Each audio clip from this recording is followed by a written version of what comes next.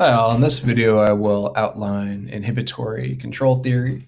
So this particular paper by Lustig, Hasher, and Zaks kind of revisits an older paper that they published in 1988 outlining what inhibition is.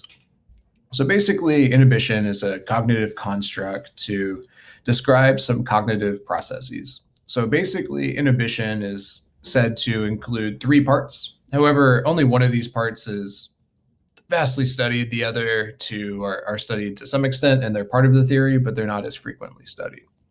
So the three parts include controlling access to attention's focus. So figuring out what to pay attention to, and maybe most importantly, figuring out what to not pay attention to.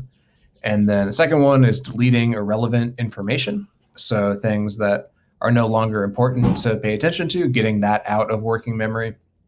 And lastly, suppressing or restraining strong but inappropriate responses.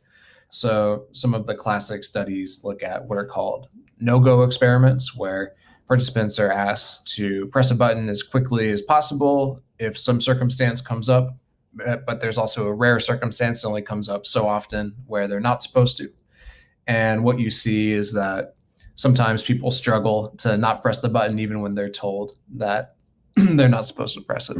So basically, like, what is inhibitory control? Like, what's the whole point of this? So basically, the idea is that if you struggle with inhibition, you're going to have a really difficult time concentrating on tasks throughout the day.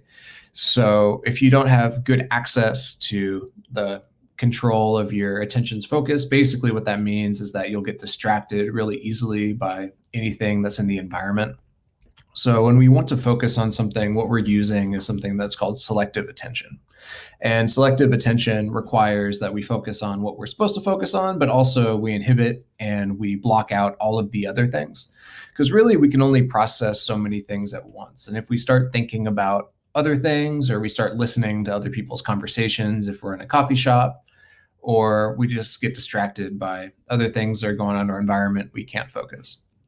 Next is deleting irrelevant information that's in our attention from working memory. So basically, you can think about it as think about doing a math problem. You're focusing on each operation at a time, this plus this minus that.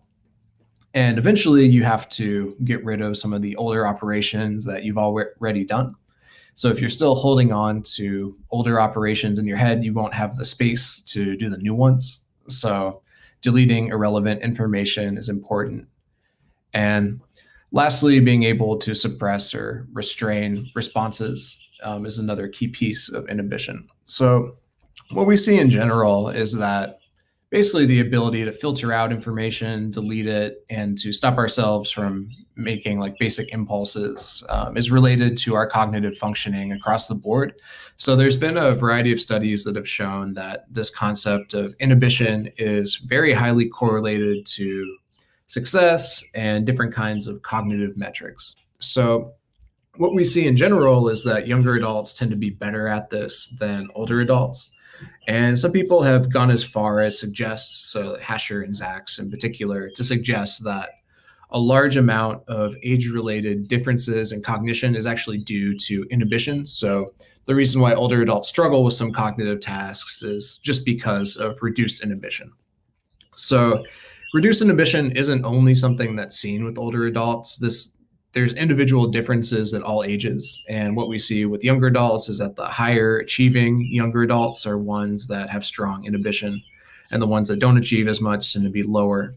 And then also our inhibition changes throughout the day with our circadian rhythms. So some people say that they feel sharper in the morning, others say they feel sharper in the evening. People have different times that they kind of consider their prime time.